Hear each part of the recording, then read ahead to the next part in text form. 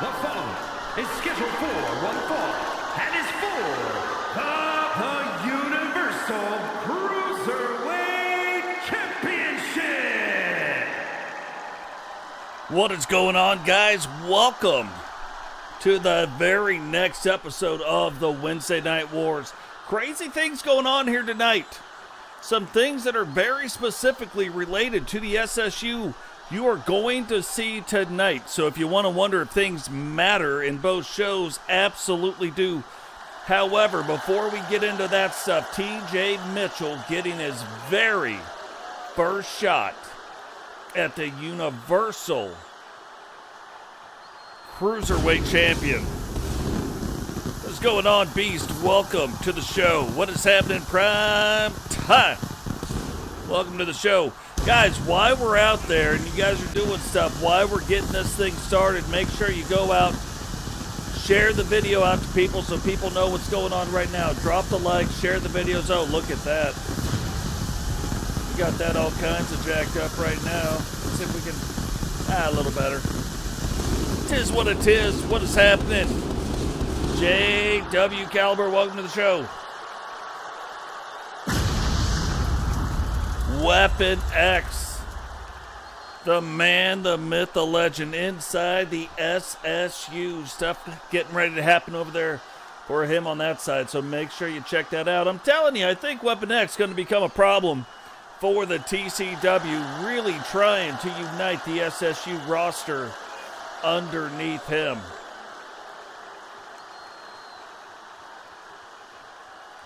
Yeah, if you guys missed it, the SSU and TCW must be playing in the same town because what has happened is Totes McGoats jumping Weapon X a little earlier tonight. Having a few technical difficulties, but Totes McGoats jumping Weapon X earlier tonight. And then Weapon X going on to beat Miguel Morales. Now, what does that mean? Because here tonight we are also going to see Miguel Morales face off against JP, getting his shot at the Universal Television Championship. So, lots of things going down here tonight, lots of stuff happening. Another thing very directly related, but we saw Sarah last week getting hurt in an SSU program, unable to recover as of yet. So her partner, Rapencha, will be putting the Universal Tag Team title belts on the line here tonight in a handicap match. And not just any handicap match. She is going to have to beat both people to move on. Now, management has made it fair in one sense, even though she's going 2-on-1 against the Faces of Fear.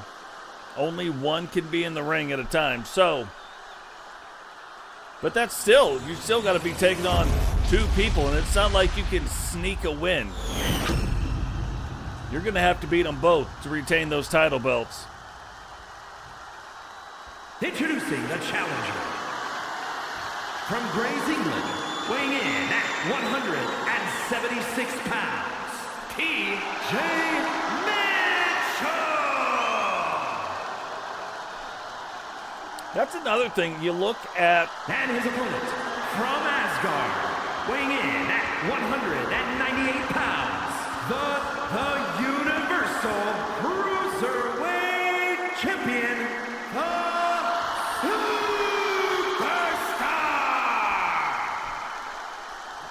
But you look at what happened in the SSU and Indie Federation taking the UFO Championship from the SSU, which is basically their Cruiserweight title belt. What does that mean for the TCW title belt? We know so far the war is far from being over. Could they come maybe for our Universal Cruiserweight title to give them a Cruiserweight title belt over there? And if they do that, then what happens over here on this side? Will another belt possibly be created between the two and see how that goes?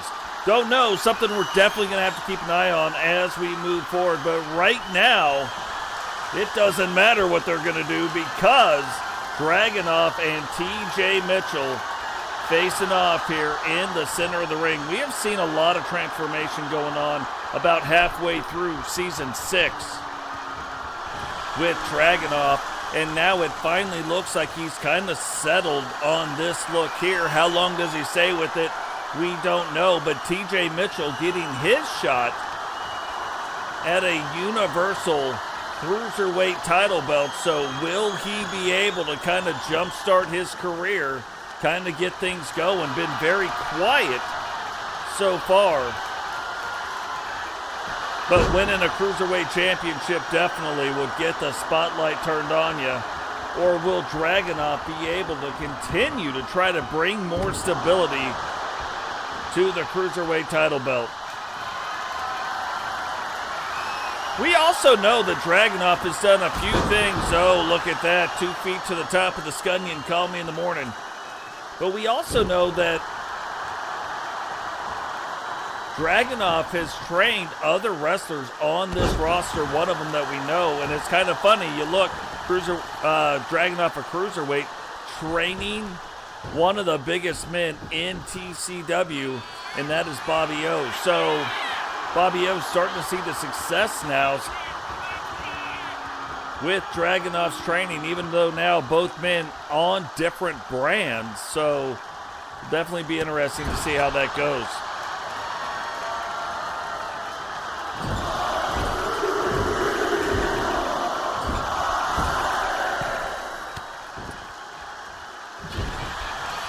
That's a lot of words, Prime. I can 100% say no.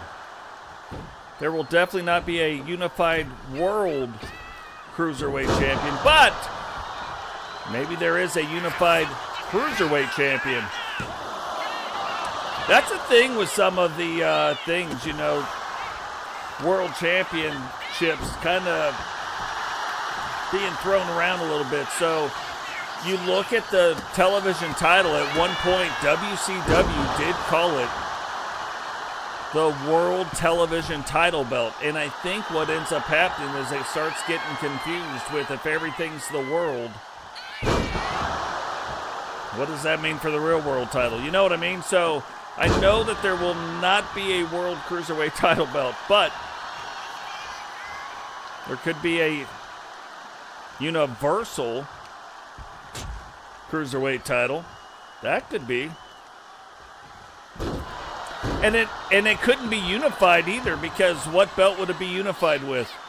Right now the SSU doesn't have a Cruiserweight title belt, so it couldn't be unified.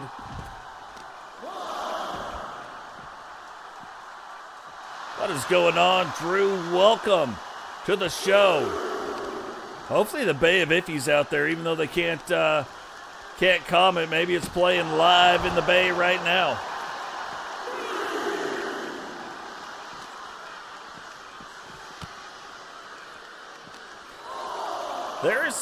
There's also some interesting ideas, like title ideas, that we don't have right now on either side. So I don't know. It'll be interesting to see how far this goes as the war settles down a little bit, as we get into the groove of it.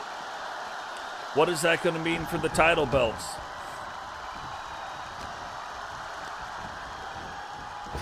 What's that going to mean for the title structures even?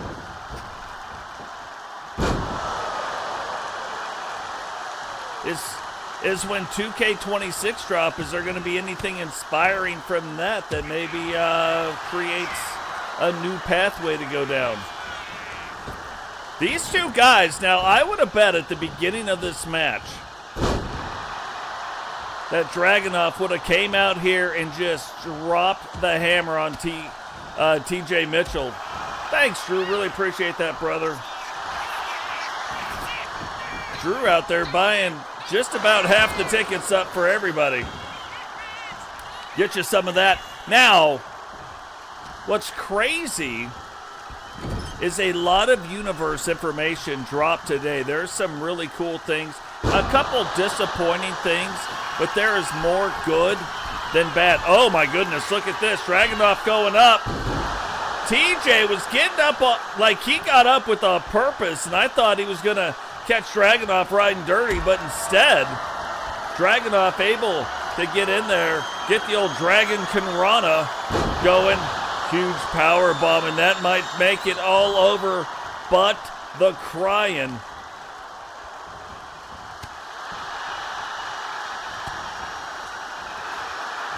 Oh, we thought it would, but look at this. One good Hurricane Rana deserves another. TJ Mitchell from the Pink Squad getting things turned around. What's funny, I don't know of anybody else in the Pink Squad.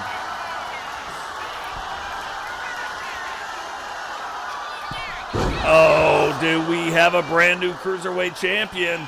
Goes, hooks the leg. 1, 2. And able to kick out in 2.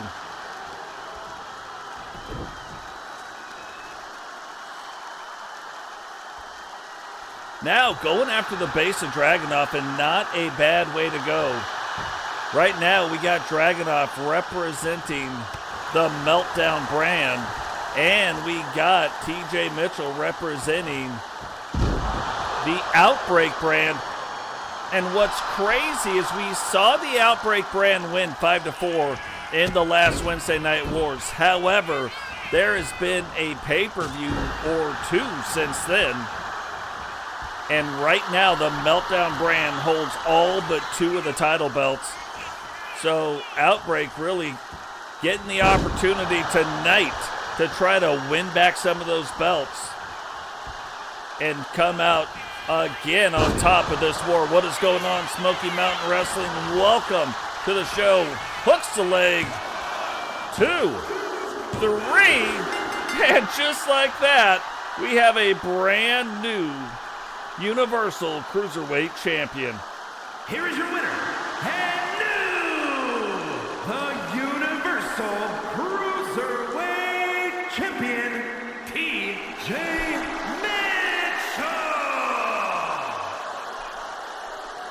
Absolutely crazy. Every time we get a champion, and I'm like, this is going to be the guy that's going to hold on to the belt for a while.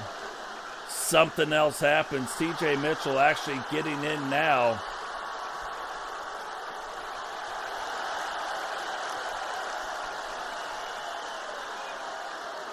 And winning the belt for the Outbreak brand. So that puts Outbreak up 1-0. And we know that this is basically the tiebreaker belt. There is no women's version of this title. So the tiebreaker right now belonging to the Outbreak brand.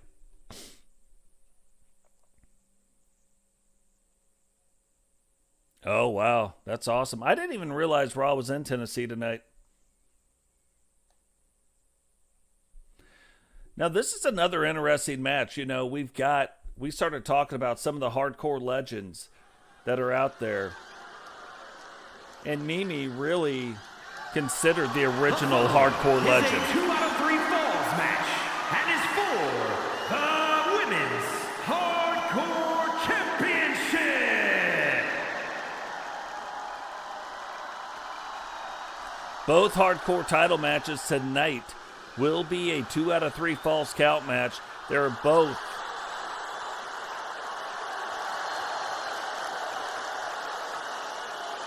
hardcore title matches, of course, but it's going to take 2 falls to win.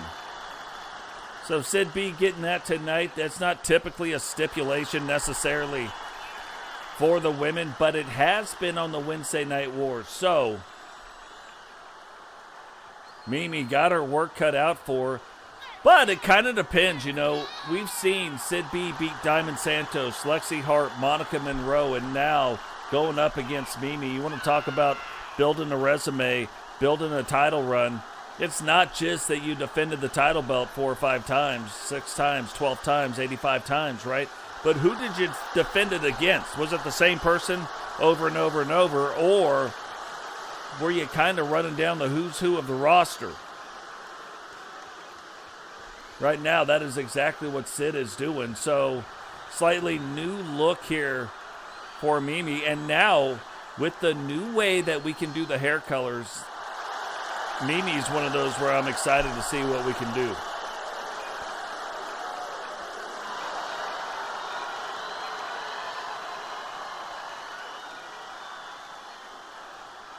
But Sid B has held on to this title all the way back. Has held it for the last 10 episodes. So, and for a second there, you know, the hardcore title was starting to become a little bit of a hot potato.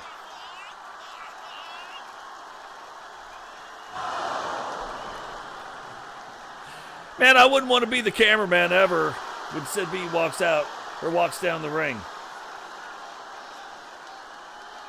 Yeah, I'd be like, hey, keep me away from the Sid B matches. Like, while I may want to watch them, I definitely don't want to get thrown around like that.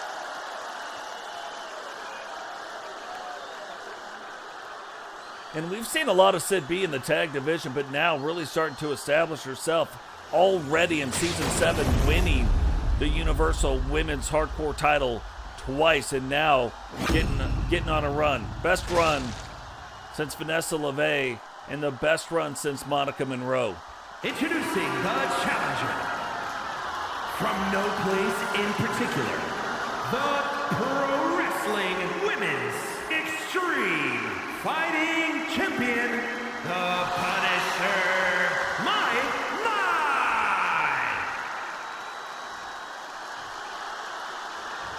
And her opponent, from Boston, the Women's Hardcore Champion, the Movable Objects, Sid B.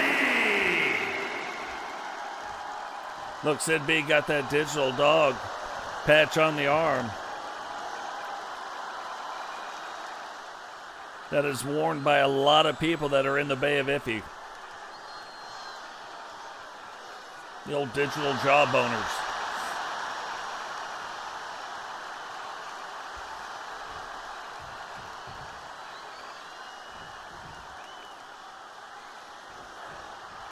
So Mimi, no stranger to fighting people larger than her, but you can see she's going to have to switch up her tactics a little bit. Oh, wow. Sid B, one suplex, one huge sit-down slam right there. Right on the midsection of Mimi. Mimi trying to use that speed. But Sid B able to stay in command of this match, and that's going to be a problem. You let Sid B stay in command of the match for a little while, and that is the end of your night. I don't care how many falls it is. It could be 45 falls.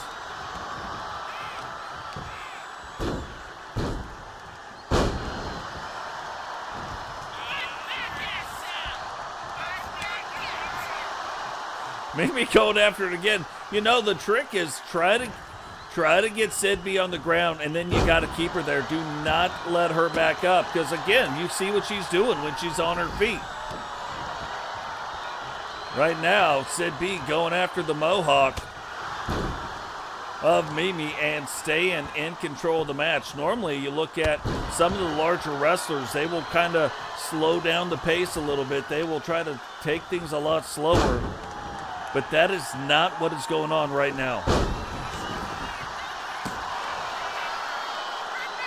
Sid B is getting on it, and this is what I'm saying. So right now she's on the ground. Mimi needing to keep her there, not let her up. Keep her down for as long as she possibly can. You know, as the match then progresses, then you can start taking your spots when she's on her feet. But right now, Mimi completely understanding what she needs to do, but allows her to get up, and you can see not the best thing. Oh, look at that, Sid. Jumping down, jumping through, getting a 1 count. And again, Mimi trying not to let her up, but half up, she's even dangerous. So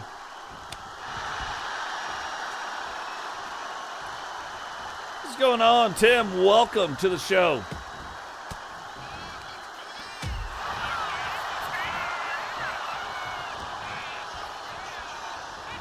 Yeah, I'm excited to see that happen. A lot of universe mode stuff got released today. A couple of disappointing things, but a lot more to be happy about if it can all work. If it can all come together, if it can all work. Quite a few things to be happy about, including the fact that show intros are back. And not just back, but it sounds like done even better, where the show intro will roll right into the first match.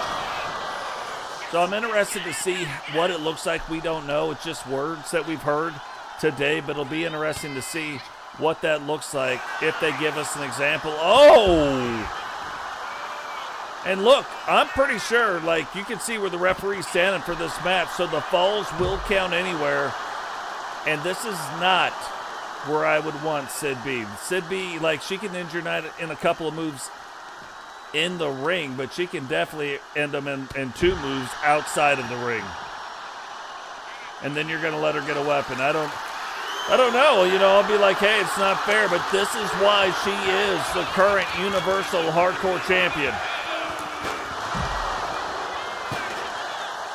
And taking that chair right to the head, now to the midsection, rolling out of the way. Oh, that is a big kick. Now Mimi setting up for it. Can she put it on her, the Mia Moore? I don't know that she could get her up. Like, to get her in the Mia Moore, she has got to get her up, and then she's got to bring her back down. Will she be able to do that? I don't know. And that's the move right there. You know, you look at some lighter wrestlers doing that, it's still a high-impact move. But you look at the second largest woman in wrestling, yeah, that's how your night gets ended.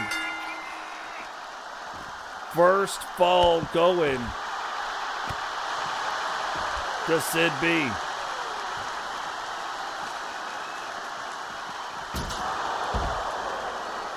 Again, this match and the next match will be 2 out of 3 falls, and then we're going to see something. And again, if Rapincha can find a way to win here tonight, it'll be the things legends are made of. What's going on, Blaze? Welcome to the show.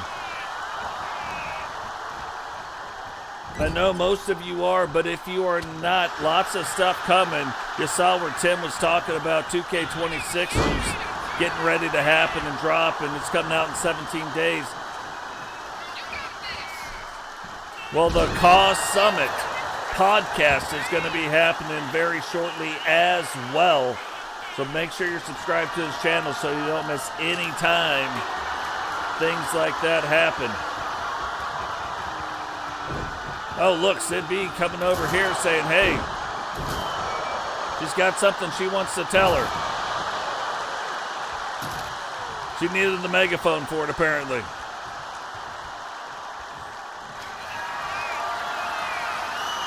What is she doing? Oh,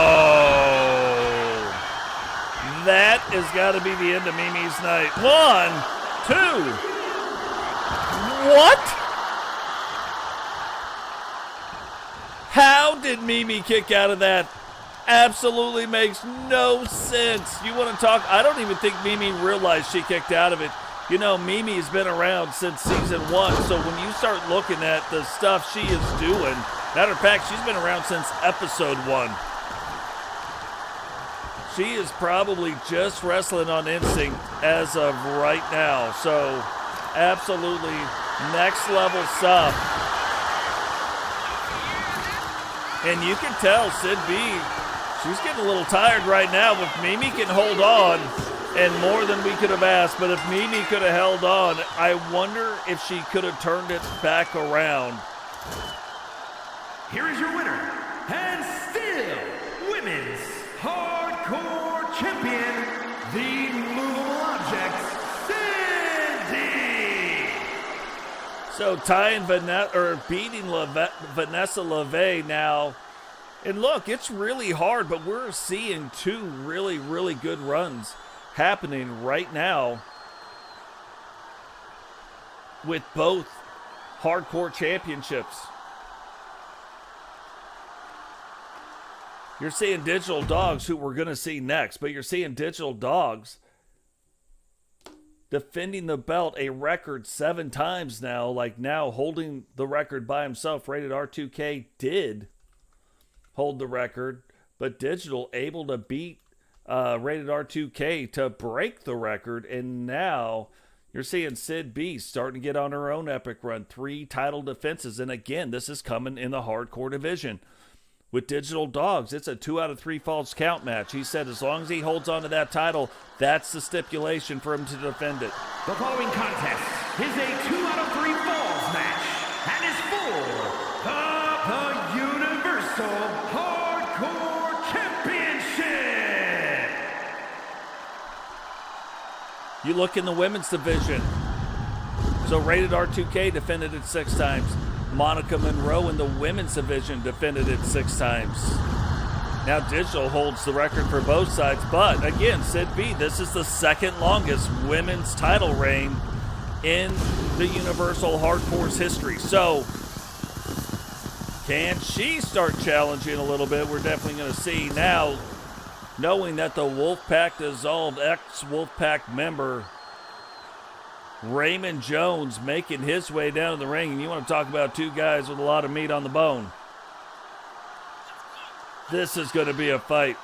But Raymond Jones, now a member of the Power of Pain, making his way down to the ring. And I don't know that there's really a leader of it, but Recon Delta, also a member of the Powers of Pain. Now, he doesn't wear the colors. He doesn't wear the logos. He doesn't do any of that, but definitely a member of them, is the current Universal World Champion. So he will be defending that tonight against a Horseman and Bama Boys. That will be the main event here tonight.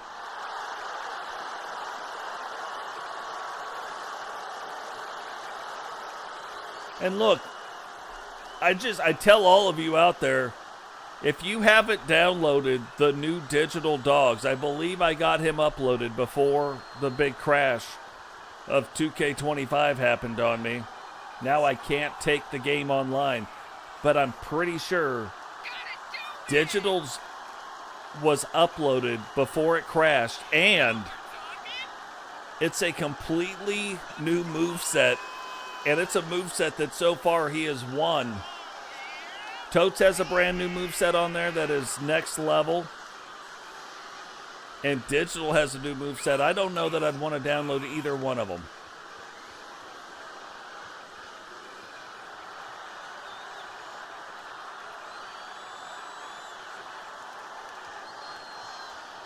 But the big man making his way down to the ring. Getting ready to try to defend this title for an 8th straight time. And you know, it doesn't matter what belt you do it with, if you can defend any title belt 10 times in a row. It's only ever been done in the history of TCW 4 times. If you can defend it 10 times, that deed will get you into the Hall of Legends for the TCW. So 4 people in it right now. Totes has done it twice.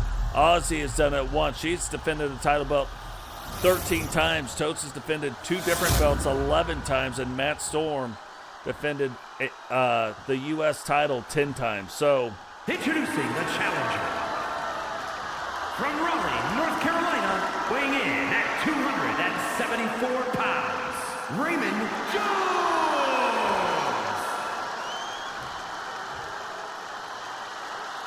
And his opponent from Authority Megacorp HQ, weighing in at 407 pounds, the Universal Hardcore Champion, the Destroyer, Dino Dog. and Digital has held this belt since the 11th episode of this year. So most of season 7, Digital has held on to this belt. Nobody able to take it from him. Will that change tonight?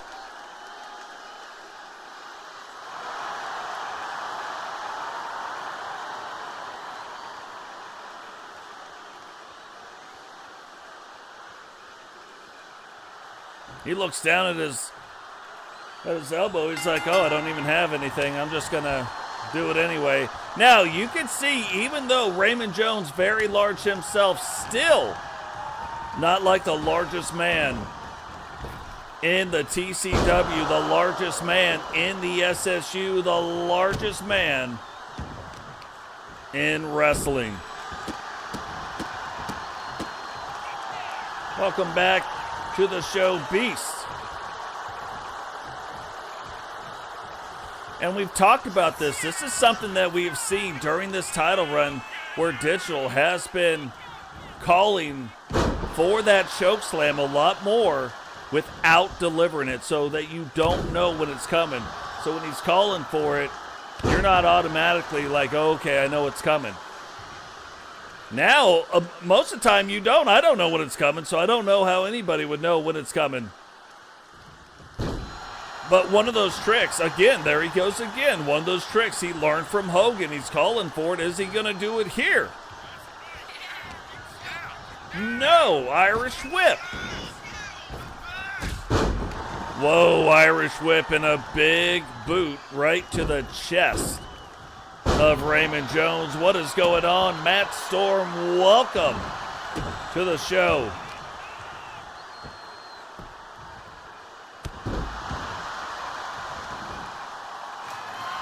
Matt Storm really kind of getting interjected into a lot of storylines here lately. Goes back to the thing, you know, all press is good press. That's what some people say. Hard to argue with them. Oh, I was like, man, he might be waiting too long. But look, this is another side of Digital, knowing how long it takes him to get in and out of the ring, quickly getting back in. And this is one of those things. Digital,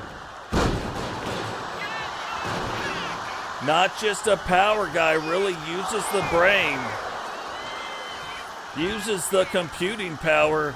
Got that new AI update.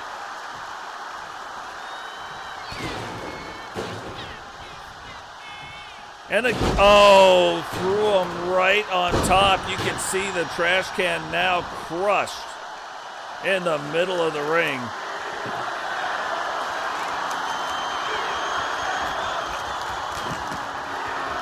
What is Digital doing? Like, I just feel like he plans on doing bad things.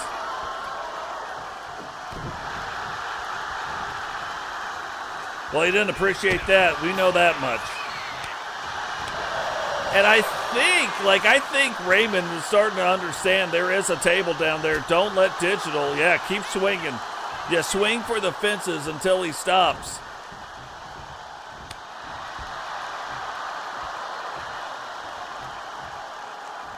Because when he stops, like, if he starts getting him, you can tell Raymond Jones really fighting back with all he's got. Still not able to knock Digital off of his feet. Oh, and I thought he'd be whipping him over to the other ropes. And it seems like a lot of people like this megaphone.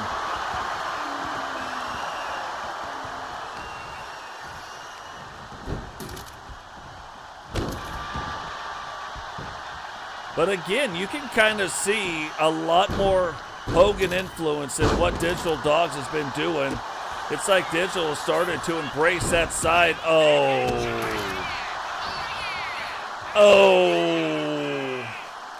you didn't know?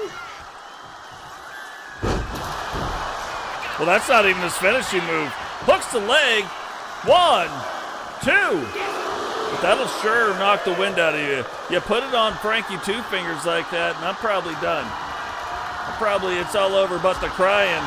But Matt Jones has been doing everything, and finally getting Digital knocked off his feet. 1, 2.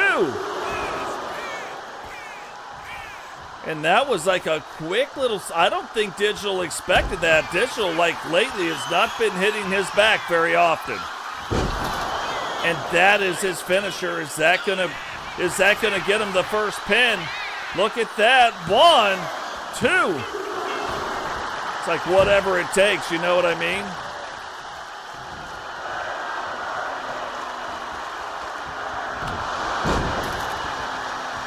But I don't know how Digital kicked out of that. I don't know how he got him up, and then I don't know how he kicked out of it. Raymond Jones now the aggressor. Oh, how did he even pick him up like that? That is almost 400 pounds of fun right there.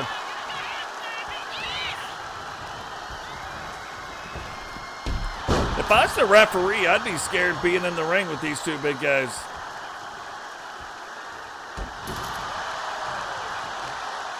Like one little false move, like you didn't realize it was going to go down the way it was going to go down, and you got in the wrong spot.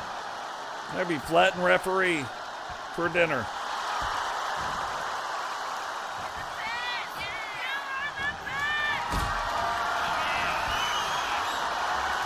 Oh, he gets him up again, drops him back down on the front end.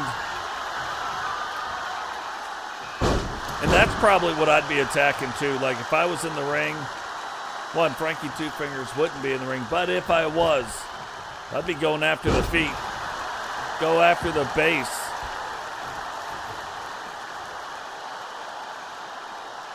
Now we've seen Raymond pop out a couple times. What is he going to try to get? Oh, kendo stick time. Trying to get in a little batting practice, a little BP. Digital getting, well, not getting to his feet. Oh, and you don't want that.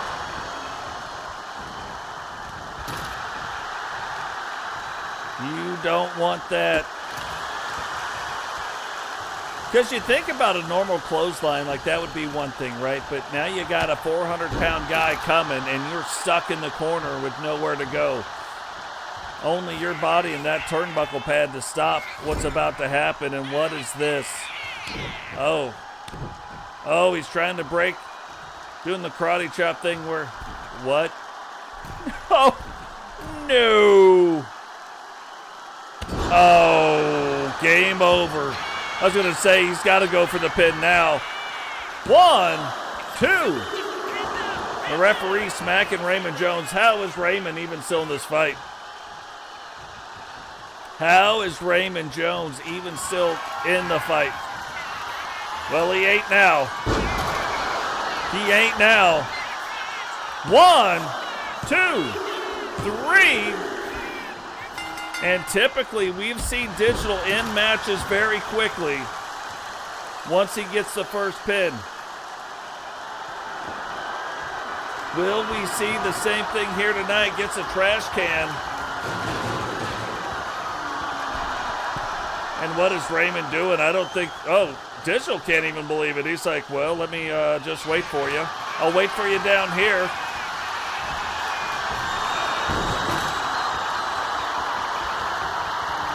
Oh, and maybe there's a little AI glitch going on inside the head of Digital Dogs. Picks him up, and that's, wow, that's another big slam.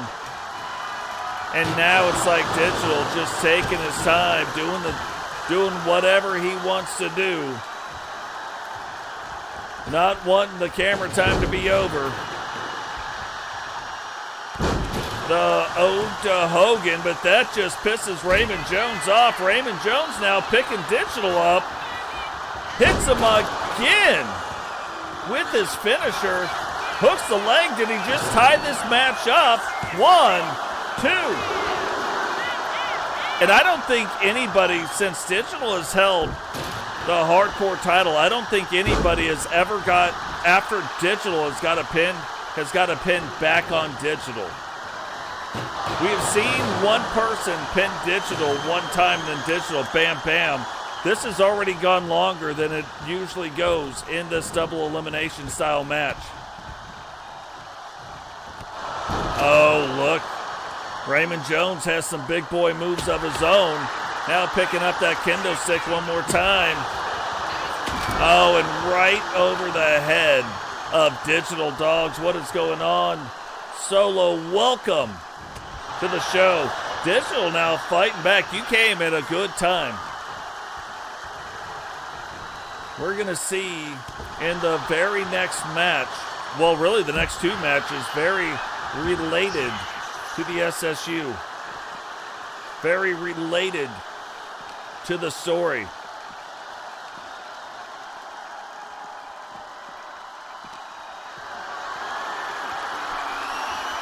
Digital trying to end it here on the outside of the ring, and this is just probably where I wouldn't want Digital to be at. Like, I wouldn't want to get Digital on the outside of the ring. Like, if I was Raymond Jones, I'd be like, hey, let's go ahead and bring him back inside. But Digital more than happy to fight here on the outside, whipping him over into the corner. Oh, that is what Digital has been waiting on. Kendo Stick Revenge. And that might have been a mistake, because here it is on the outside now. Rolls up the leg. 1, 2, 3. And still, that is 3 finishers now Raymond Jones has put on Digital, and still does not have a pinfall.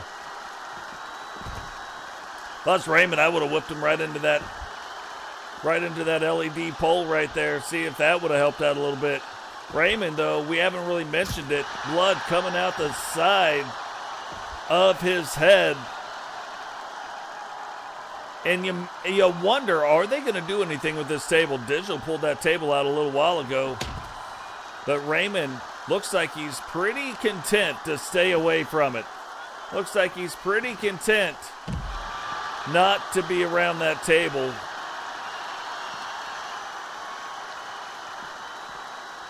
And now it looks like Wisely getting Digital back to the inside of the ring. Digital, though, definitely looking hurt. Oh! Digital thought he caught him riding dirty. Did not, however. Raymond Jones starting to get fired up. Will he go? Well, I thought he would go for the pin. Look at the chest of Ray Jones, too.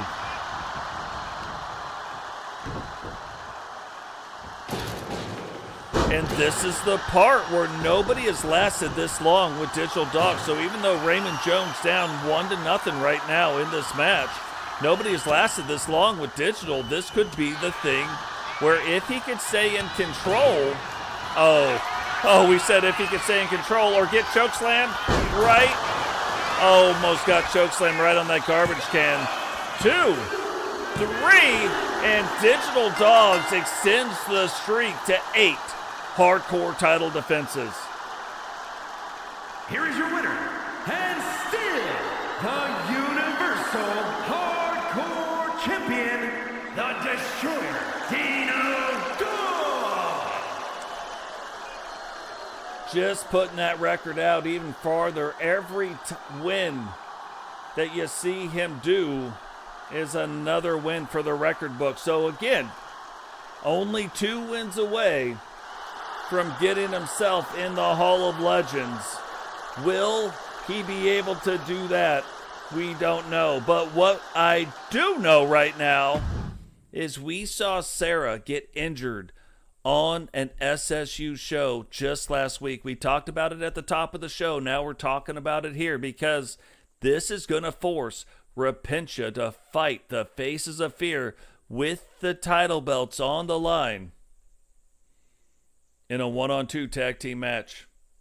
Sarah still hasn't recovered from her injuries as of yet. We hope she recovers soon, but can Repentia hold on to the titles with her partner's absence? And this isn't going to be just any match where, she can get a pinfall, sneak one in here or there. She has got to eliminate both of the Faces of Fear. The following contest is a handicap match. Introducing first, representing the Gate Crushers from Russia, one half of the Universal Women's World Tag Team Champions, the Russian Gladiator, Repentia. Now, what's crazy about this, we have only ever seen one person in Repentia's spot be able to win this match. It only happened one time, and it was at the birth of the New World Order inside the TCW, which then they turn in to the TWO. Totes, the only one to ever do it. Other people have tried. Totes has even tried and failed since. Can Rapincha defend the Universal titles tonight? Nightmare! And the Necromancer, Anna DEEP. The Faces of Fear. And it's not like she's just doing it against some willy-nilly tag team. This is a multi-time Women's Universal Tag Team Champion. So she has definitely got her work cut out for her. Yeah, you look at the Faces of Fear, they have won the Women's United States Tag titles 4 times. And they have won the Universal Tag Team 1 time. The only team to ever win them twice, the Gatecrashers. They just did it against the Road Warriors, Spider and Falcon. And now, before they can even get a shot at defending those tag team titles, Sarah gets hurt on an SSU show. And now Rapincha's got to face the Faces of Fear by herself. So can Rapincha do it? We're going to find out right here.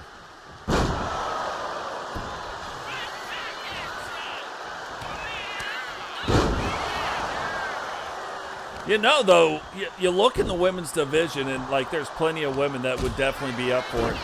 But you're looking at a multi-time world champion in Miss Nightmare. And, again, we just ran down the 5-time tag team title holders in the Faces of Fear as a team. So both the women in the Faces of Fear are freaky. Faux show.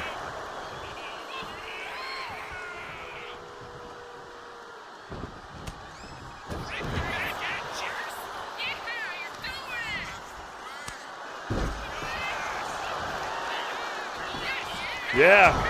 Yeah.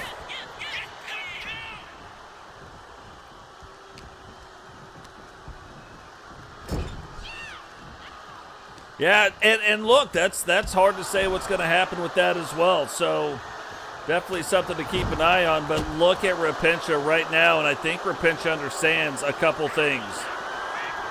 One, maybe she brings a shovel. One, maybe she gets a shovel in the match and she starts using the shovel to work, but look, that is not what she was looking to do. Miss Nightmare getting a huge slam on her. But Rapincha's got to find a way to stay in control and let a lot less of this happen. Double teams coming in, not what she wants happening. Oh, she landed right on the handle of that shovel, too. You saw the back of her head making contact with the handle of that shovel, so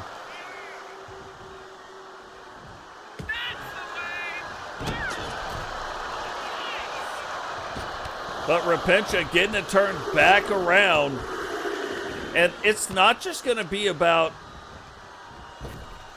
how much punishment Rapincha can deal out. Yeah, that's part of it, but it's at what points in the match, at what time, in what sequence she uses. Oh, going up top. Is this going to be the bloody gumdrop? It is. She hits it. But you know Miss Nightmare is going to be right there for the save. Now, I don't know that she gets the pin right there, but this is this is what I'm talking about. Will she go for the pin again? No, going back up top. Is she going to try to hit it a second time?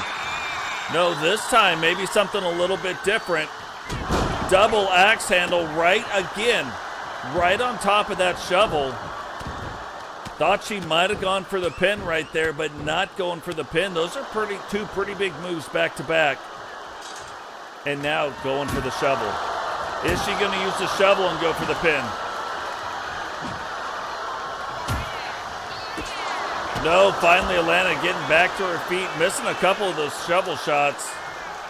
And, gets power bombed again on top. It's like these ladies know exactly where that shovel's at.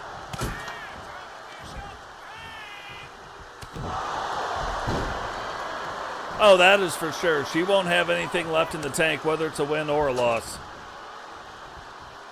But we do know she ain't giving up. Oh, picks her up. But Miss Nightmare able to flip it around. And remember, she's got to beat both these ladies. She's got to beat both of the Faces of Fear. And when you look at part of it, you almost think, okay, well, let me get this person or that person out. I think it's going to be really, really... And you can see what the Faces of Fear are doing. Miss Nightmare gets in briefly and then right back out double team to let Alana do the thing. And I think, splits her open right there. And now Alana going to the top. Not a typical thing that we see. And Rapincha getting out of the way. That could have been the end of the match right there. You look at the size of Alana. You look at the size of Miss Nightmare.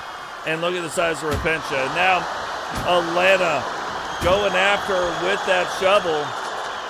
And again, they're going for their 6th title win. They're trying to become only the 2nd team to win these title belts twice.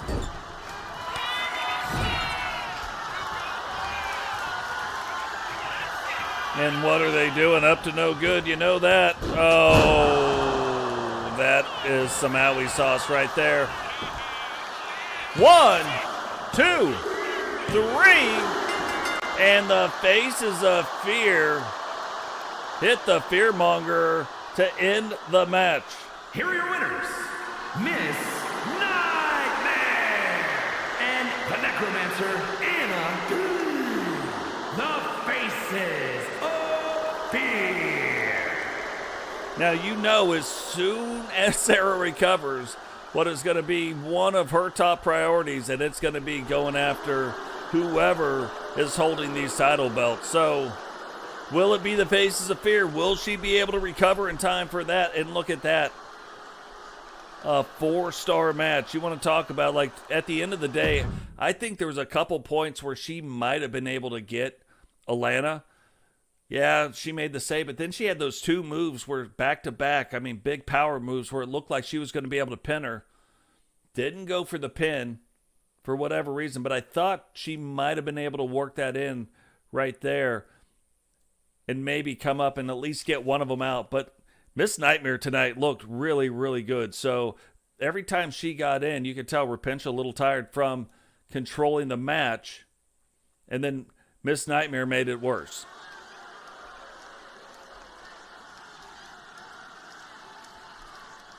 But you can see the owner of the SSU, Jay Savage, and the current SSU world champion and current Universal World Tag Team Champions getting ready to put those title belts on the line against the Horsemen here tonight. Now, we've done the series where we have showed you the 2K, the TCW 2K covers, and I believe it is TCW 2K25, the deluxe edition, has the Lord Arthur Stevenson facing face-to-face in a face-off against Rowdy. So, kind of an interesting match here tonight. Normally you would see Eagle Star and Bama Boy, but Bama getting a shot at the Universal World title here tonight. And so going back to the 2 original Horsemen teaming up to try to get back the Universal Tag Team titles from the SSU.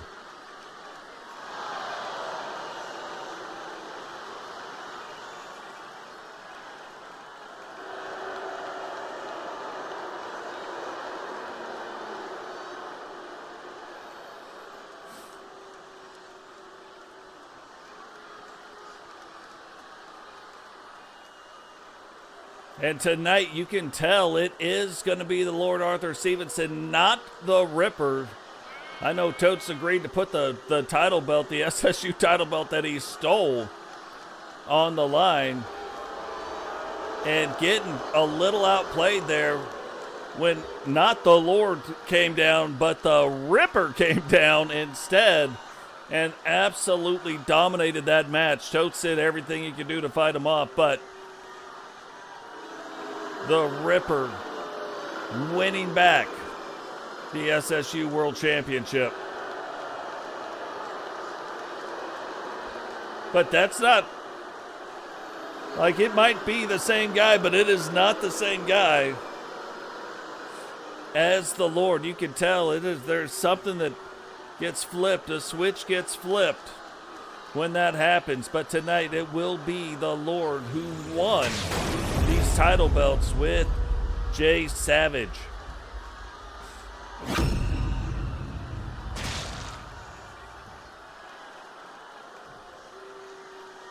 The following contest is a tag team match set for one fall and is for the Universal World Tag Team Championship.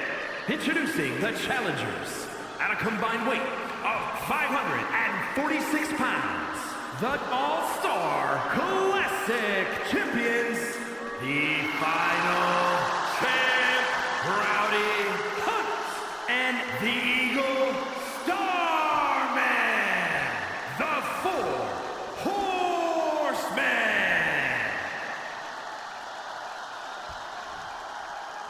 And their opponents at a combined weight of 531 pounds, the Universal World Tag Team Champions, Jay Savage and Lord Arthur Stevenson, the Infiltrators.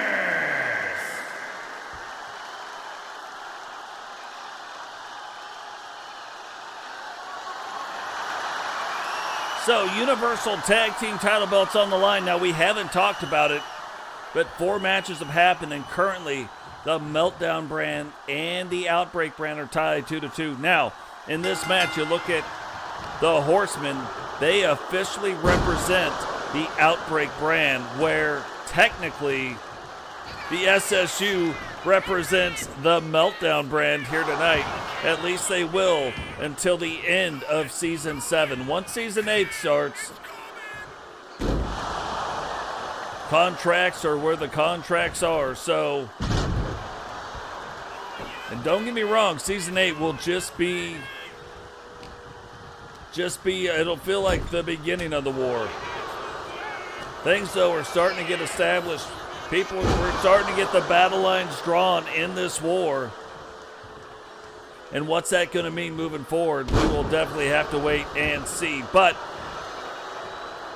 it's going to take a team like the Horsemen to possibly get these title belts back, because you can see the longer they have had the Universal Tag Team title belts around their waist, the more and more they wrestle like a team.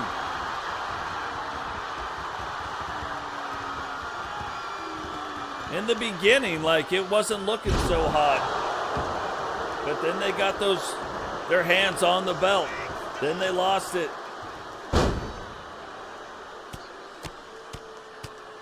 To the Powers of Pain. And then beat the Powers of Pain to get them back. So, and this is where you would think you would want, like, if I was a Horseman, I'd be like, look, when the Lord's in the ring, let's get Rowdy in the ring. But right now, they're just quick tags in and out, doing the thing. And then if I was Rowdy, I'd be like, hey, let's get Eagle Star in the ring right now. And that used to be Rowdy's finishing move, but no longer.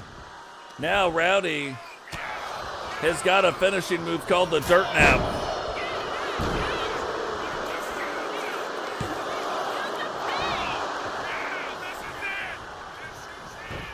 You can see Rowdy trying to roll over, trying to get out. Eagle Star reaching out the hand. And so since he can't go that way, deciding to go the other way, using the ropes to get up. Jay Savage, though, not letting up. And this is one of those things, too, where I'm like, oh, if you're this person or that person, I wouldn't want to see him on the outside of the ring. But you could say the same about all 4 of these guys. Like the Horsemen, they've got some dirty tactics.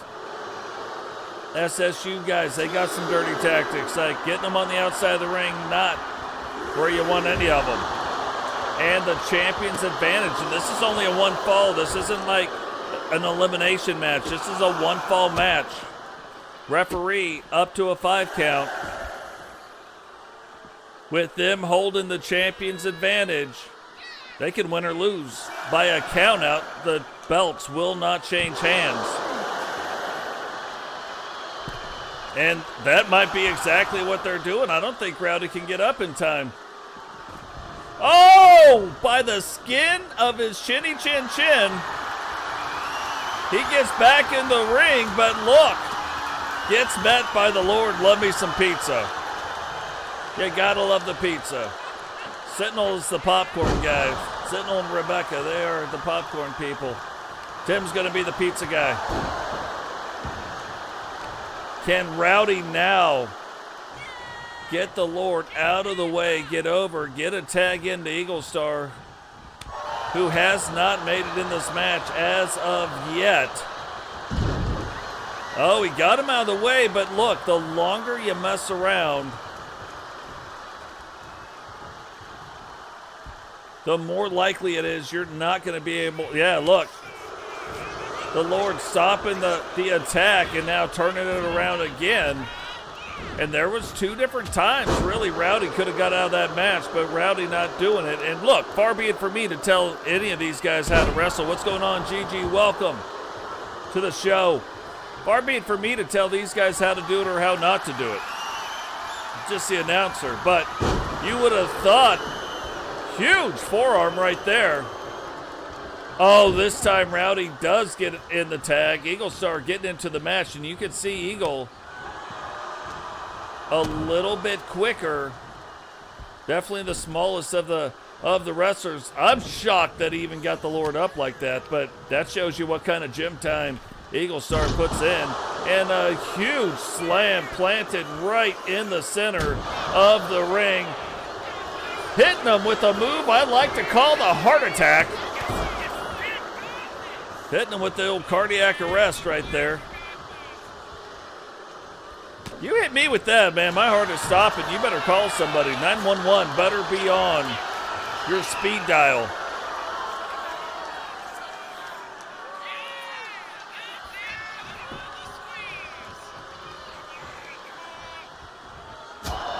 Oh, look at that. Chops. From the chops to the chops. Big slam right there. Eagle trying to get it turned around. Is he going to try to get that bounty? I don't think the Lord saw that coming. He probably saw the move start out, but he probably was like, what is this guy doing? Double team move incoming right here, right to the rib section. Oh, sneaky move. 1, 2.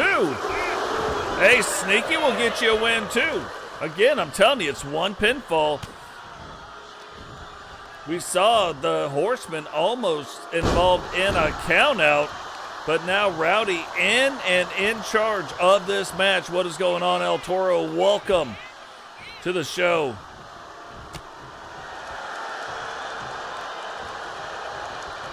Oh, big duck right there. And you can see with that spin, Rowdy went to grab him, but able to spin around, avoid being grabbed, and deliver that big forearm. And it looked like Jay Savage was getting ready to put the triple butterfly on, but Jay Savage, we have seen as of late, has been doing things a lot like Digital Dogs. We talked about it. Here it is, triple butterfly. Will the referee recover in time? 2. And this could be the match right here if the referee can get up. Now, I don't know how he would get up, because Jay Savage just threw Rowdy right on top of him again. Referee finally making it back up. Jay Savage going to go for the pin. 1. And the referee slow to even get a count in there, and look at the state of this. Look at the state of this business.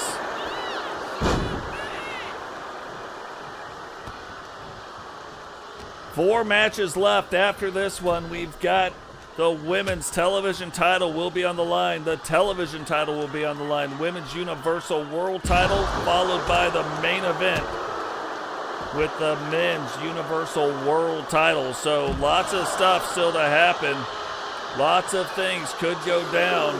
We will see Miguel face off against JP, the current Universal Television Champion. Will Miguel, as of late, we just saw him lose the Survival title, but, oh, that's an owie.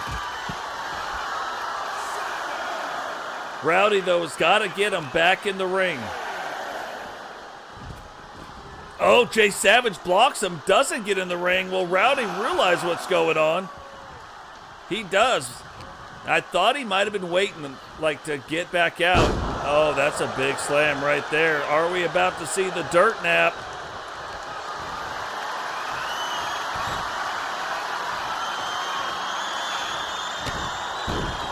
No, couple rib breakers, and now maybe getting Eagle Star in, maybe trying to collect the bounty right here.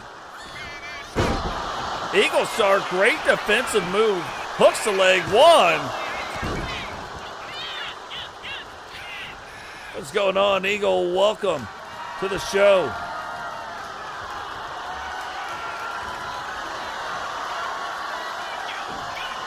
And Eagle now going to collect that bounty.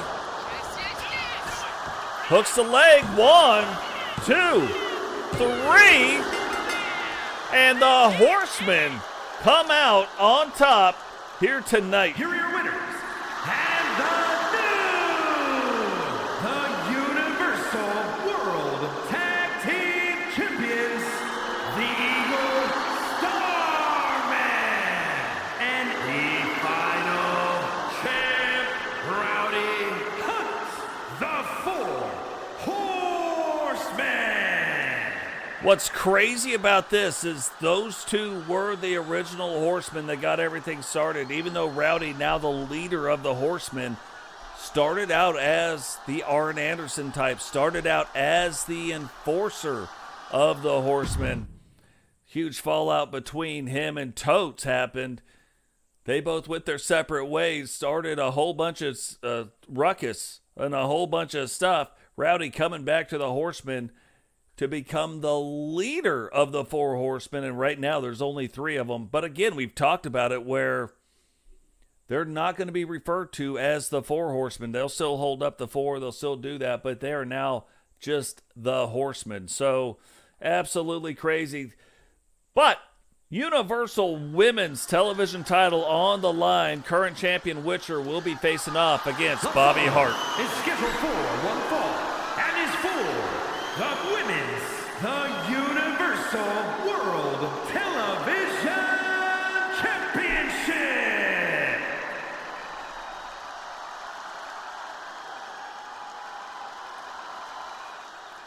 Guys, while we got the chance, remember, drop the like, subscribe if you're new, turn on the bell notification so you don't miss any time we go live, share the video. One of the most important things you can do if you want to become a member of the Bark Squad. We have options all the way from $2.99 to $10.99 a month. Pick the one that suits you the best. Become a member of the Bark Squad. Gives you access, early access to all the shorts that we put out. Gives you access to some of the dark shows that I'll still stream while we're doing the play testing and doing the different stuff. But it'll give you access to some of that as well. So become a member of the Bark Squad. All the money goes back into the channel. Look at the arenas. Look at all the graphics. It's all original stuff. Takes a very long time to do, but that is the kind of stuff that your ticket money and your membership money go towards. So very much appreciated. Appreciate all the things that you guys do. But the most important thing you can do, share the video. Let's get this out to other people. Let them know what's happening. Let's bring them into the community. It is an amazing community. So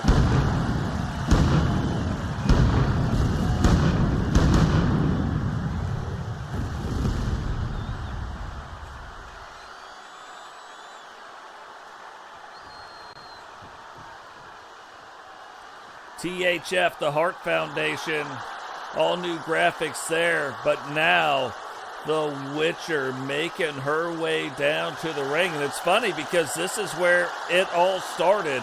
The SSU wanted the Witcher's contract. The Witcher then forced to pick a side, pick the side of TCW, whereas able to win some contract matches and now is here inside the TCW. But I don't believe we have seen an all-out assault on our women's division, and probably for very good reason. Probably for very good reason. So I think if you put our women's division up against almost anybody's, we're going to destroy them.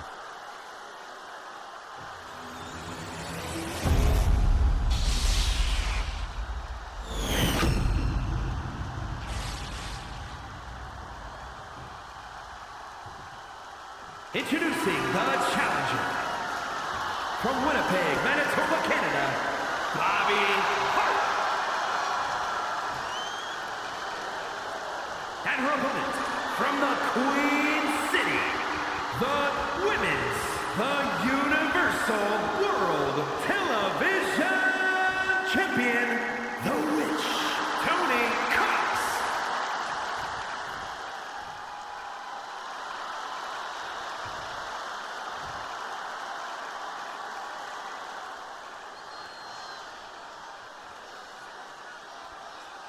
Universal television title belt on the line. Last 4 matches of the evening. Will Bobby Hart get her hands on this title belt, or will Witcher continue to dominate in that division?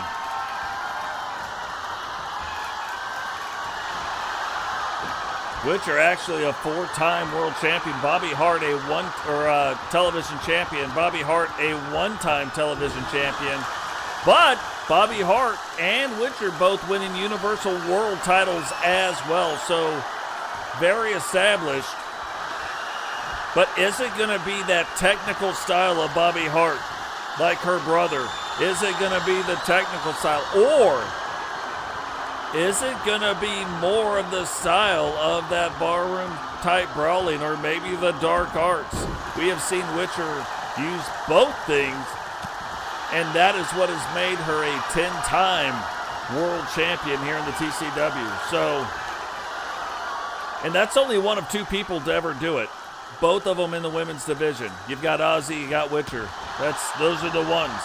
The next closest is in the men's division is Totes at 6, but still, that's a long way from 10.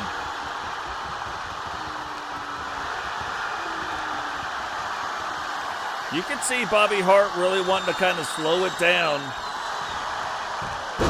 really wanting to just control the match a little bit at a time, really wrenching back on the neck of Witcher and put her in a position to play defense.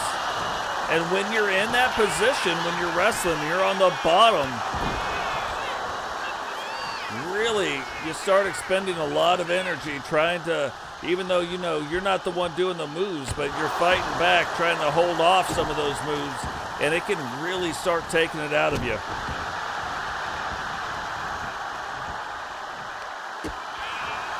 Up next, we are going to have JP versus Miguel Morales. Miguel coming off that Survival title loss, but almost breaking the record. So getting a shot here tonight at the Universal Television Champion, JP.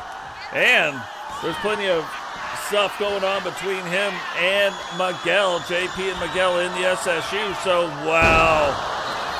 Huge slam right there. 1, 2, 3, and Bobby Hart just came away with the television title. Here is your winner, and new Women's, the Universal World Television Champion, Bobby Hart. You start looking at like some of the matches that Witcher's been in here as of late, and that probably you start to see a few things you start seeing kind of some things start to develop, and Witcher has been up against some of the best, including Bobby Hart here tonight, but Jane, Repentia, Witcher, she's been facing off against Crimson, Melinda, like, she's been doing her duties, you know, over on the SSU side, fighting there as well, so maybe starting to catch up with her just a little bit, might need to take a little bit of a break, kind of refresh, regather herself, and then probably try to become an 11-time world champion. What is going on, Temple? Welcome to the show.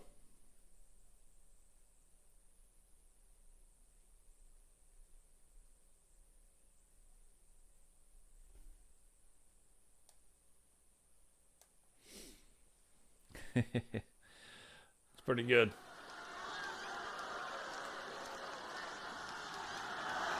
The following is scheduled for one fall and is for the Universal World Television Championship.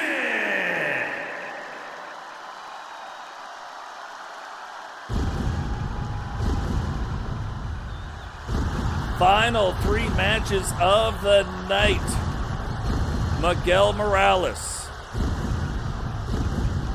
getting a shot at the Universal Television title. You know, you look at the television title for the men or the women, one of the most storied title belts that we've got in the TCW.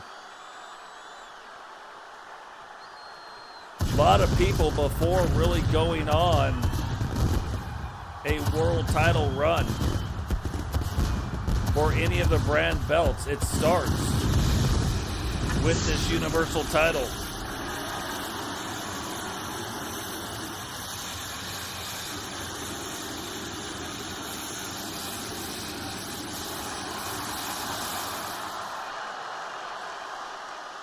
GC Rock winning the title, Recon Delta winning this title, Rowdy defending the title 9 times, coming up one short of the 10. Bruning, Drew Hawthorne, Dubs, Bama Boy, Dubs again, Bama Boy some more, Blackheart, Dubs again. I think Dubs the only 3-time, yeah, he's a 3-time. Herbie, Simba, Angel, Eagle Star. So lots of people out there doing the thing, and now look at the man, the myth, the legend. Thought he was going to side with the side of the SSU, and he didn't. So then that means he sided with the side of TCW, except he didn't. Now, he had to sign the contract with TCW, but he sided with the side of the TWO. And we all know the TWO trying to take over both promotions and just become the one. Can he continue tonight to defend that title belt?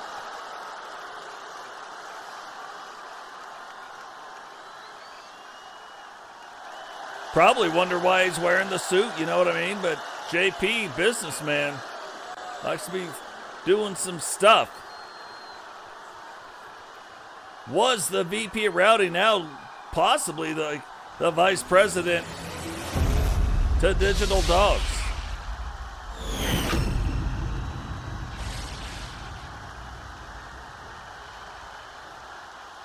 Introducing the challenger.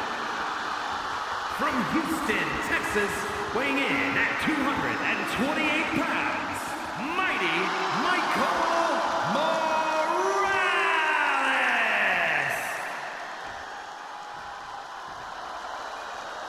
And his opponent, from Los Angeles, California, weighing in at 203 pounds, the Universal World Television Champion, the JP.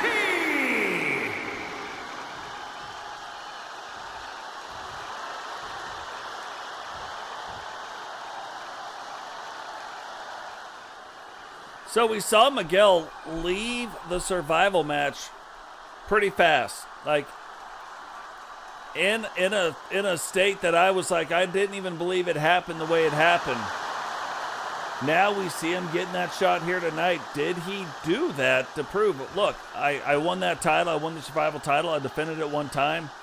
I don't care about the record. I know I'm up against a timeline here. I know I signed a contract with the SSU. Give me a shot at the television championship against JP. I've got some stuff to prove while I can still prove it. So, and that's part of it. Like, we're seeing things right here. Yeah, we're in the war, but we're also seeing some guys on both sides of the aisle trying to take care of maybe some unfinished business, because come season 8, it is what it is at that point. Contracts are who they're with at that point. And while you still may see some wrestlers here and there, you will not see them fighting for these title belts, TCW title belts. You won't see them fighting for SSU title belts. Could there be something else moving forward? Possibly. Look at this, JP proving that he can morph into whatever wrestler he needs to be. He fights a big guy. He goes with more of a power wrestling game. He's fighting a faster guy. He goes more with the cruiserweight. He's fighting a luchador, going more that luchador style. JP is like the ultimate morphing wrestler. He will become who he needs to become to win the match, but still keep some of his own flair. You know, not going to take it outside of that. You're not going to get him not to be JP. But these two guys, definitely long storied history in the SSU, trying to make that history come to life here. And oh my gosh, how do you get up from that without having a broken spine? Might be a little bit personal for Miguel, because I think Miguel, like a lot of us, just assumed JP was going to sign a contract with the SSU.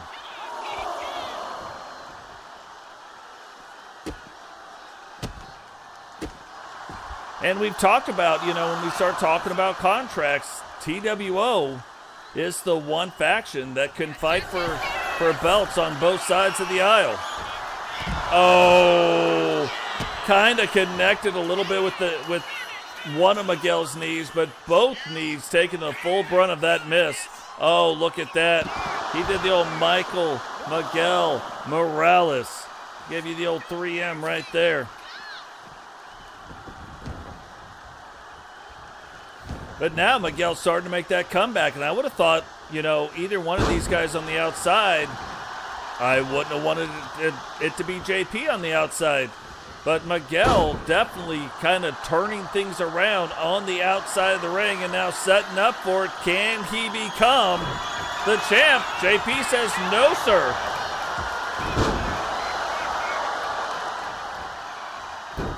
No, thank you, says JP. And now he is getting after it. Puts him down right in the center of the ring. And now JP slowing things down just to speed him right back up. Oh, but Miguel won't allow him to do it either. Thought we were going to see the big red button right there. But Miguel stops that from happening. Oh, gave him the old Miguel Morales again. And back and forth these two go. This match is worth the price of admission.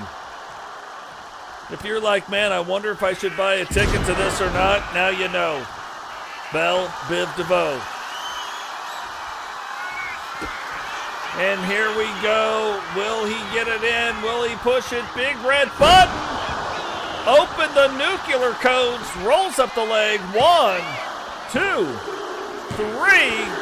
And what a crazy finish to a match that could have gone on forever. Here is your winner, and still the Universal World Television Champion, the All-American JP. And the craziest thing about this is you would have said, oh, well, Miguel had a fight tonight with Weapon X and lost, right? And yeah, you could say that, but JP also had matches tonight, still came in here, handled his business, and is walking out still the Universal Television Champion. Final 2 matches of the evening. It's like a double main event. The women's Universal World title belt is going to be on the line. Current champion Crimson, the largest woman in professional wrestling, and going up against Cheyenne, who was the longest reigning Universal Women's World Champion. The following contest is scheduled for one fall and is for the Universal Women's World Championship.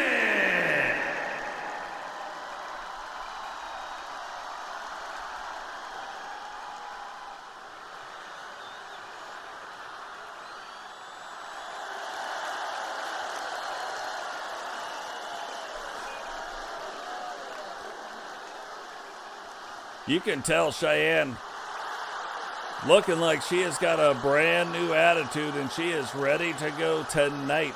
But she is going to be stepping in the ring with the largest woman in professional wrestling, and that is Crimson. So Crimson able to beat Miss Nightmare for this world title belt, but happened to put it on the line here tonight. And look,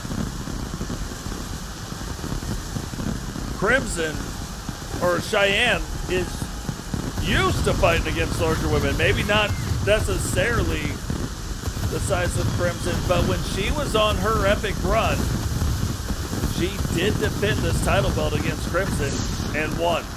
So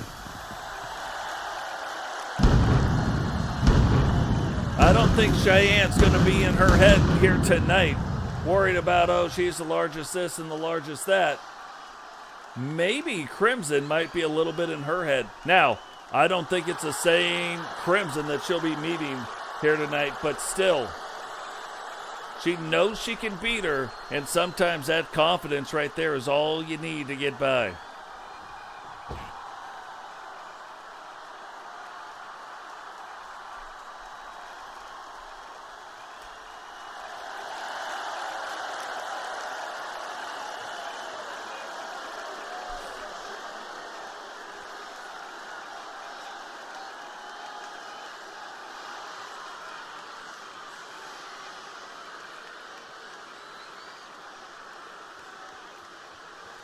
Crimson, freaky, making her way down to the ring right now, looking all kinds of ticked off. That would be enough to freak me out right there. I'd be like, whoa, what are you mad about? We haven't even started wrestling yet. I haven't touched you. I haven't punched you. I didn't kick you in the leg. I didn't do none of this. Like, why are you so angry?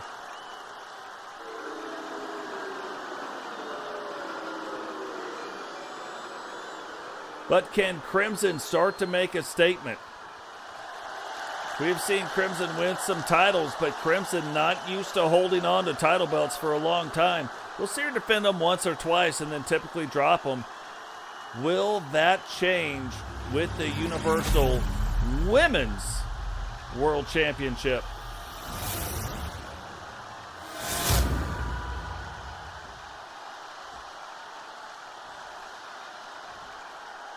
Introducing the challenger from Jefferson City, Missouri, Shira Davis.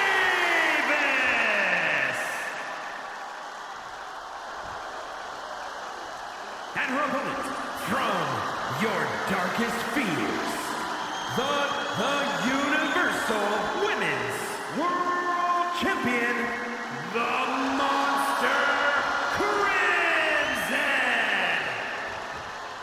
It's funny, you look at these two women and it looks like Cheyenne's like a third of the size of Crimson.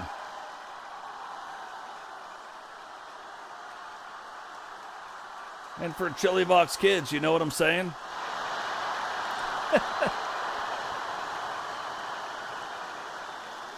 I know they know what I'm saying. But do you know what I'm saying? Oh. And this is what I mean, where I'm saying, like, I don't think it's the same Crimson at all that met Cheyenne during that title run. Crimson seems over this season to really have evolved into something else. You saw her swing right there, and Crimson able to stay back just far enough, grab her arm, and go the other way with it. Crimson now staying on top of the action, whipping Cheyenne into the ropes. And we see that Cheyenne, and we've seen it a lot, that Cheyenne can injure Knight in 3 moves. I don't think she can do the same thing to Crimson. I could be wrong. But she's got a long way to go, so Cheyenne's going to have some hops to get up on that 8-second ride and get that leg lariat onto Crimson. But it would be even more devastating against somebody that tall. If it was me, I'd be like, man, I'm going to have to like use the ropes, the top turn. I'm going to like partner assisted. Somebody throw me up there so I can do the finisher. I'd ask the referee, like, hey, can we be on the same team for a little bit? And you can see Cheyenne delivering like kicks and feet and the whole 9 yards. But what she's got to do is find a way to get Crimson on the ground. We said it earlier when Ray Jones was fighting against Digital Dog, said he's got to get him on the ground. He's got to keep him there. Oh, look at that. Cheyenne grabbing the referee, throwing her in the way. And Crimson recovering quick, getting a big boot. Now Cheyenne trying to get back to her feet and maybe all for naught. Big choo-choo train. Looks like it's coming down the bend. And it ain't seen the sunshine since I don't know when.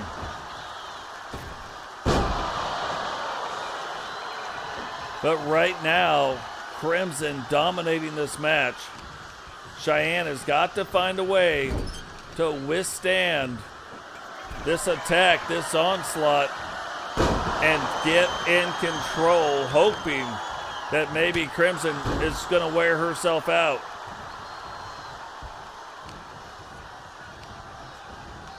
Whips her into the ropes again.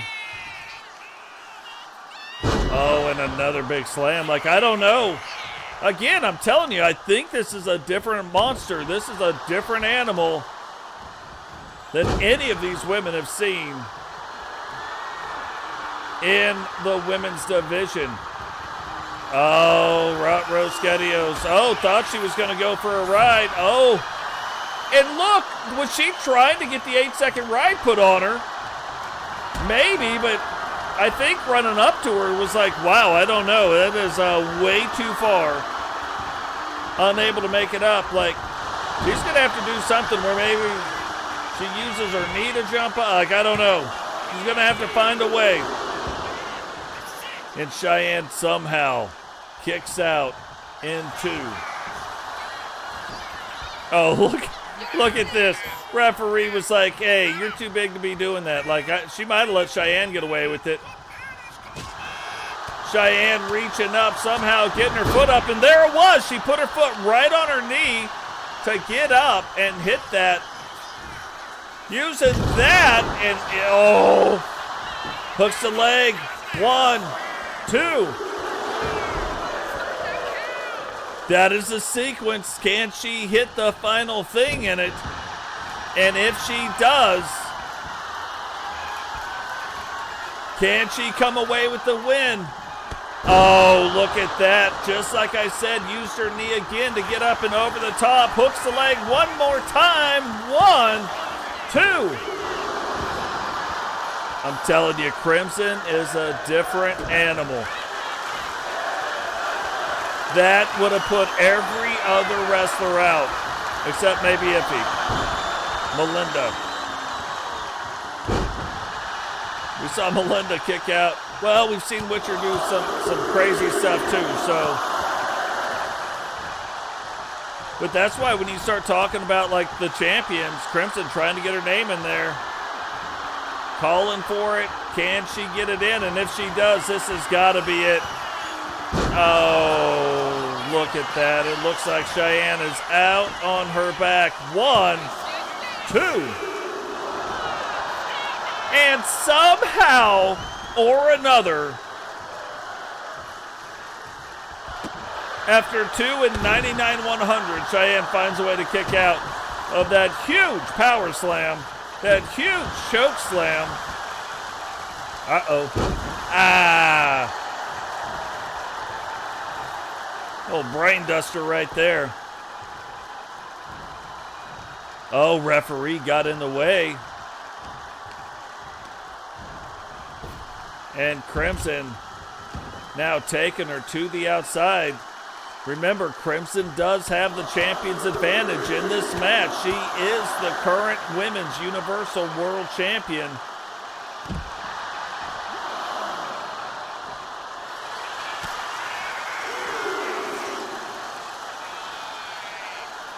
Yeah, you could see Cheyenne, because of the height of Crimson, still could not get her arms up, trying to get her fingers interlocked. Crimson able to fight through that because those fingers weren't interlocked. Didn't even really have the hands behind the neck to get that full Nelson in.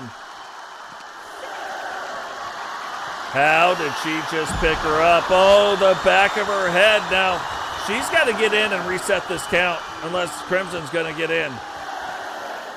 Both women now trying to get in to the ring. Cheyenne waiting on her, knocks her into the corner. What is she going to do here?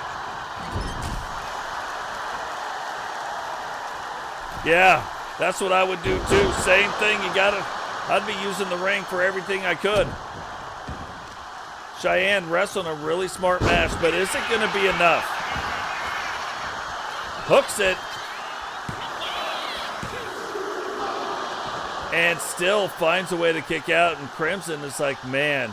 You know, if Crimson didn't have the respect for Cheyenne coming into this match, you know she definitely has it now. And, oh, that has got to be it. No way to kick out of a slam like that.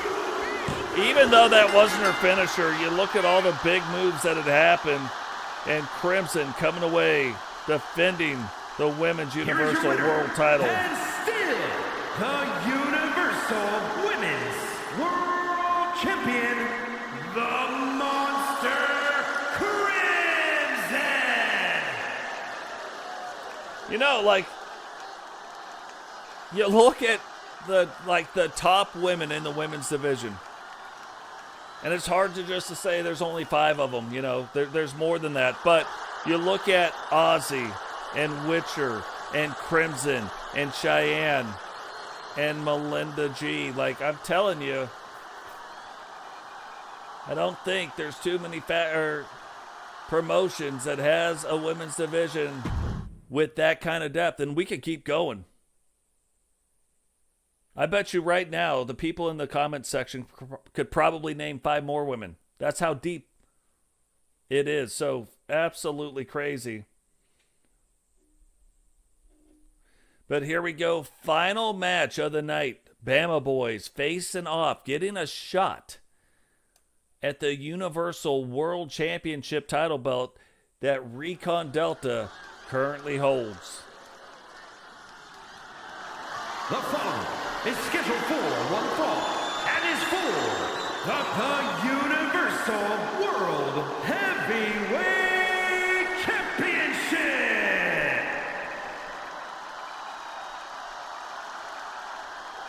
If Sentinel tonight can get this win against Bama Boys, that will put 3 under his belt, which would tie him with the likes of Sentinel.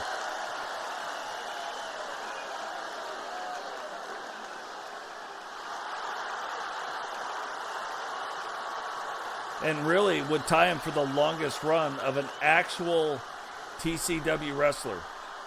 We know it started out with the Universal title with wrestlers from the WWE. Roman Reigns holding it for 4 times, Sting for 3 times, Bret Hart 4 times, but 4 is the actual record. However, an actual TCW Sentinel holds the record at 3. So, Recon getting a shot here tonight to tie that record of a TCW wrestler and getting a shot to then, after that, tie the overall record. Can he get it done here tonight, or will Bama Boy stand in his way? You know, going through and looking at this, we know Bama Boy has won brand world championships, but not the Universal World Championship. So he could become only the third horseman to ever do it. Big night for the Horsemen already. The other two members of the Horsemen, Rowdy and Eagle Star, winning the Universal Tag Team Championships. Can they make it a clean sweep here tonight?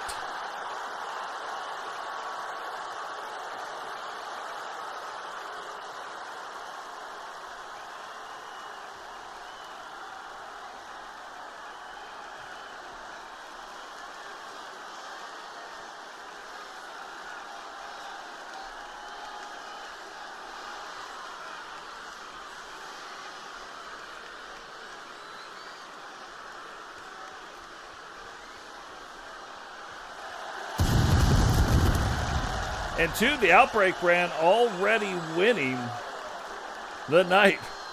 And then, like I told you, they only had 2 titles coming in. Now 6-2 in this match already. Recon Delta of the Meltdown brand trying to at least make it a little bit more respectable.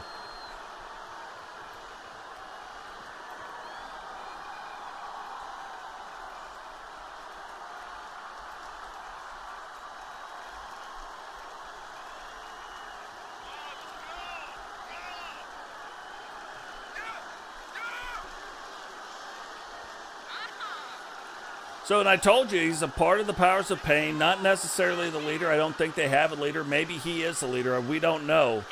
But nobody has really gone through and said, hey,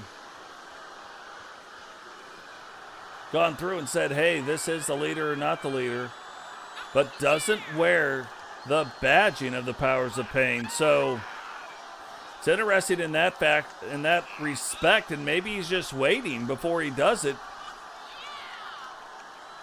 Maybe he's a little bit superstitious like that and doesn't really want to change too many things up. So definitely something to keep an eye on moving forward. But can he tie the TCW record here tonight?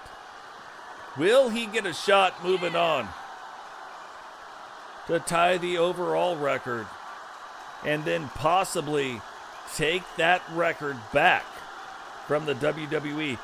Nobody's been able to do it so far. Can Recon be the guy?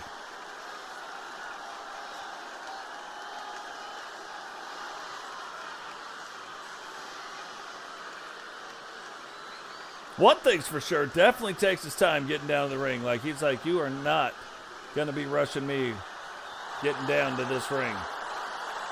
And put a period on the end of that sentence. And again, we've talked about the guys he's done against. Beating Sentinel, beating Rowdy, beating Totes. Now getting a shot here tonight at Bama Boy. So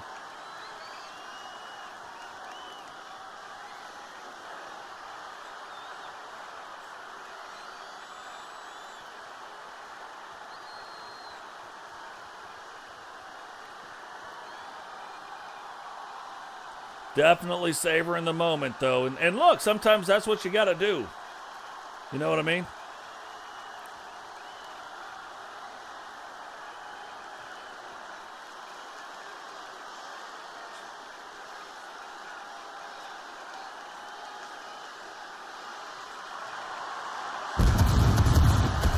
All right. There you go. Get you some of that.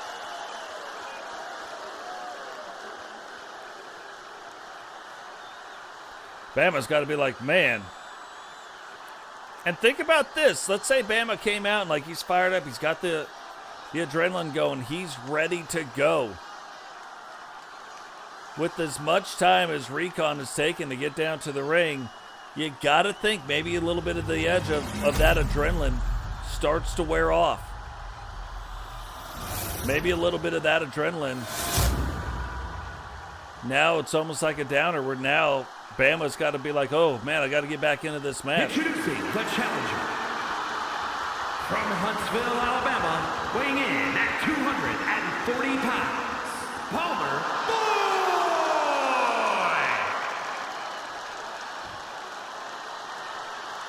And his opponent, from the good old USA, weighing in at 252 pounds, the Universal World Heavyweight Champion, Recto Dalton!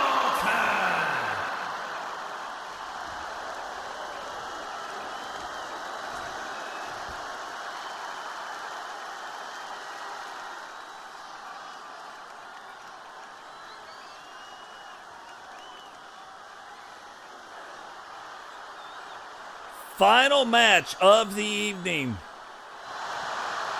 Universal World Title belt on the line. Outbreak already up 6-2. Can Recon bring home a third win for the Meltdown brand tonight, or will it be a 7-2 flip? It was 7-2 coming into this as far as who was holding the title belts. Can they flip it 7-2 here tonight? Really, Meltdown, the only matches they've won have been the hardcore title matches, so very interesting things going on here tonight.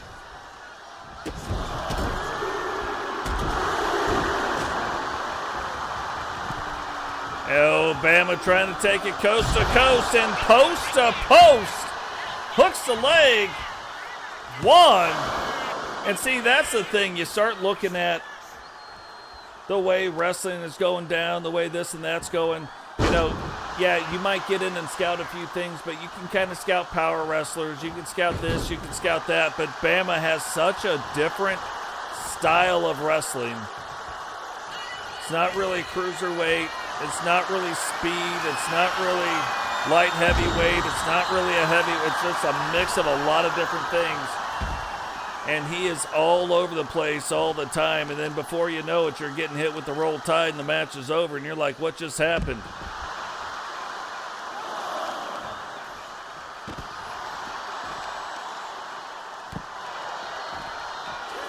Guys, remember why we got the time. Drop the like, subscribe if you're new, turn on the bell notification the same time we go live, share the video. Oh, little rolling thunder right there. Now Bama probably, wanting to get Recon back in the back in the ring. Goes, hooks the leg. 1, 2. And already a 2 count. And I'm telling you, like maybe the pressure getting to Recon a little bit. But the pressure not getting to Bama. Getting ready to hit him with the roll tide. Hooks the leg.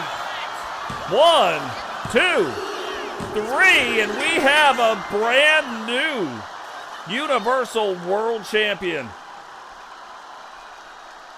Here is your winner, and new, the Universal World Heavyweight Champion, Palmer Boy!